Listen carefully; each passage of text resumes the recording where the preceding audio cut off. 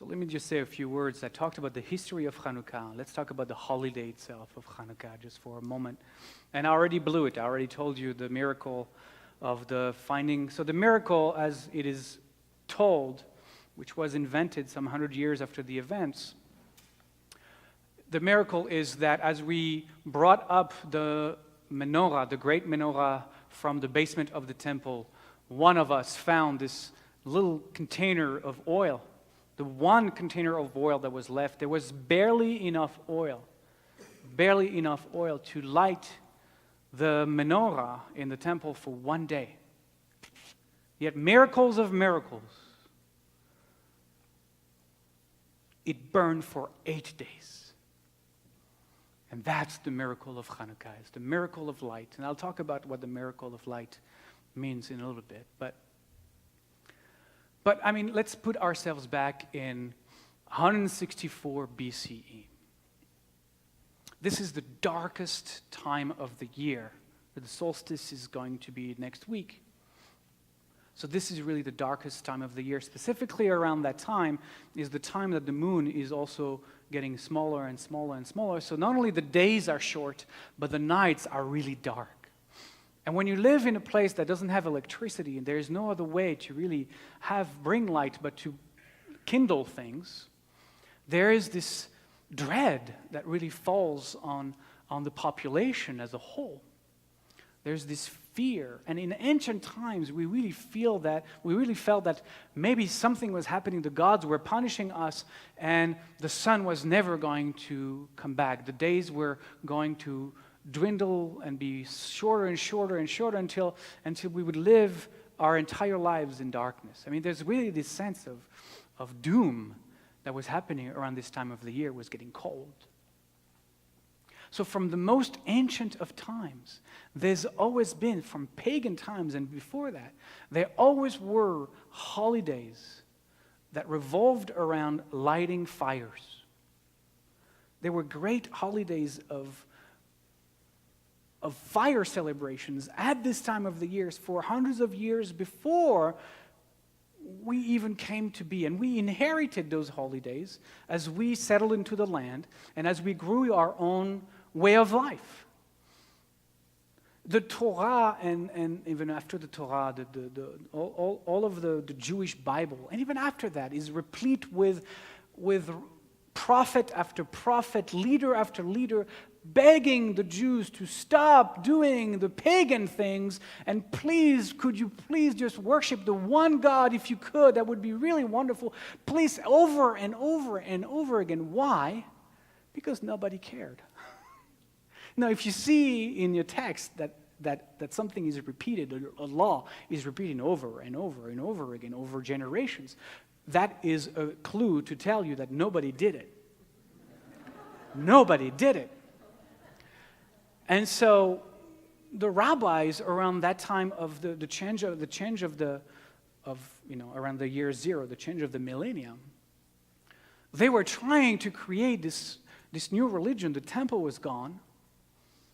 70 CE, now it's the Roman time, right? And we were being dispersed all over the place. And there were like 100 years where the leaders of the Jewish faith had to kind of reinvent what Judaism was going to be.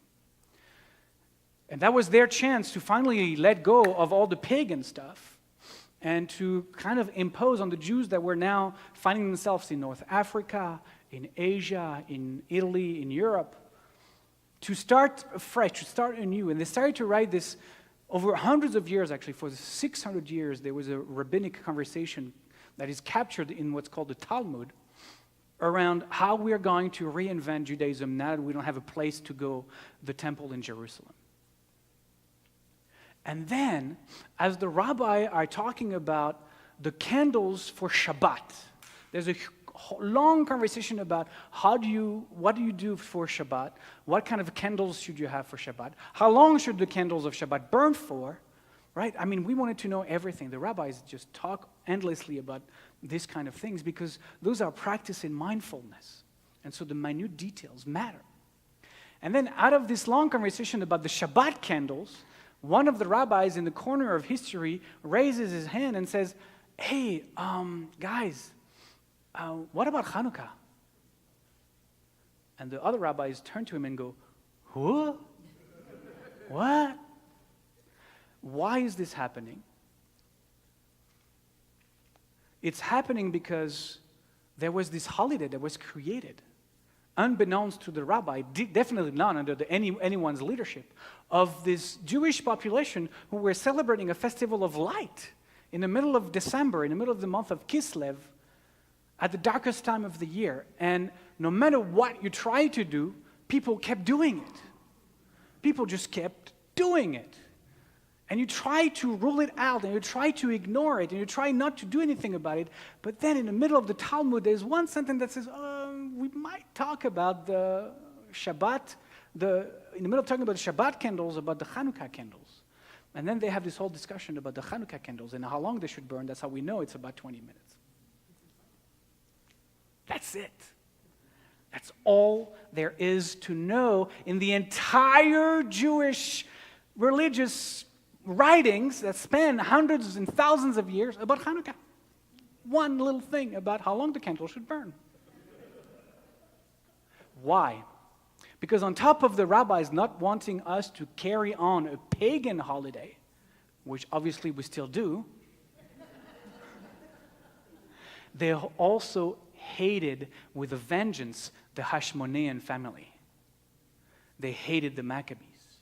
And I don't use words like hate lightly. They really hated them. Why? Because when the Hashmonean dynasty, the Hashmonean family took over the temple and rededicated it to Jewish worship, and everybody was happy and dancing and all of that, they also decided, as they took over the country, they decided to take for themselves not only the priestly ruling, but also the kingship. And that was never done before. We had separation of church and state, or synagogue and state, or temple and state in this case, since the beginning of the first temple. That was a Jewish tradition that we had for 1,000 years. And this Hashmonean family decided that they were going to take all the powers. They were going to take over the temple and install themselves as the high priests, and they're going to take themselves to be the new kings. And that's what they did. And we could have forgiven them for that, though it was challenging. But what happened was, when the Romans took over the Greek Empire, there was a lot of turmoil because of what the Hashmonean family did. There was a lot of opposition to their rule. And the Hashmonean family said, you know what, we can't contain this uprising anymore. Let's ask the Romans to help us. And so they knocked at the door of the Roman emperor and said, hey, I'm sorry, would you mind? Could you invade us and take over? Because we are afraid of losing power. And they literally invited the Romans' armies into Jerusalem. And the Romans like, sure, yeah, we'll conquer you. And we have nothing to do, it's Wednesday.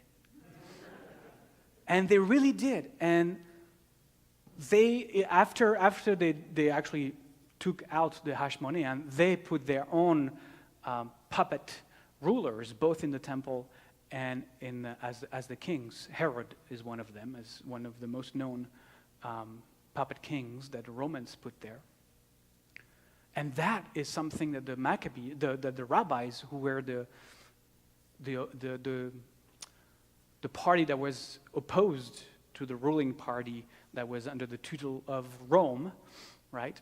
The Pharisees, there was the party in opposition, hated the Hashmonean because they sold the Jewish people to the Romans after freeing them from the Greek Empire.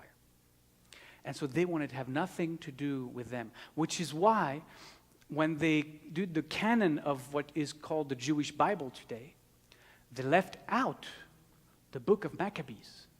The book of Maccabees is not included in the Jewish Bible. It's a pariah. Nowadays, because we kept the pagan worship, it's been brought back, and it's been 2,000 years. Because sometimes you can't stop the people from doing what the people want to do. And the people are still afraid of the dark when it comes to this time of the year. And there is something very soothing and very healing and very heartwarming and hopeful to have a festival of light. And that's what we have kept on doing. And so the rabbis had to put a little water in their wine. They were not French. They had to put a little water in their wine and say, you know what, we're going to accommodate that. We can't fight them. Let's join them. And so they invented the whole stories around the miracle in order to make a pagan worship now a Jewish worship. Now it was going to be okay because we twisted the story a little bit, and now it's going to be kosher for us to celebrate that. But Chanukkah has always remained a minor holiday. Was never anything to be celebrated. I think it became something more important at the turn of the century, the previous one, when there was the burgeoning of a Jewish presence in the land of Israel again, and there was this idea that we were going to have a state of Israel. And when you try to create a state, when you try to create a new entity in the world, you're going to try to find the myths that are going to be infusing the identity of the state you want to create. And so they looked and looked and looked, where can we find Jewish heroes that would help us define what we want to define the state of Israel to be like? And the story of Chanukkah was one of them. Those who resisted, those who fought, because the state of Israel was a state that was wanting to have that kind of image of the Jew that would never let himself or herself be killed. Now they would fight back. Now they would take sword. Now they would have an army. They would defend themselves. So it was very important for the leaders of the emerging state of Israel to find those myths that would bring enthusiasm to people in a land to fight for something, to fight for their identity, to fight for their right of being different, to fight for their right of being Jewish in that land. So they embraced the myth of Chanukkah, and they pushed Chanukkah way forward when it was really a minor holiday. And so I think for the past few decades, maybe 100 years, Chanukkah has become a real symbol because of Israel.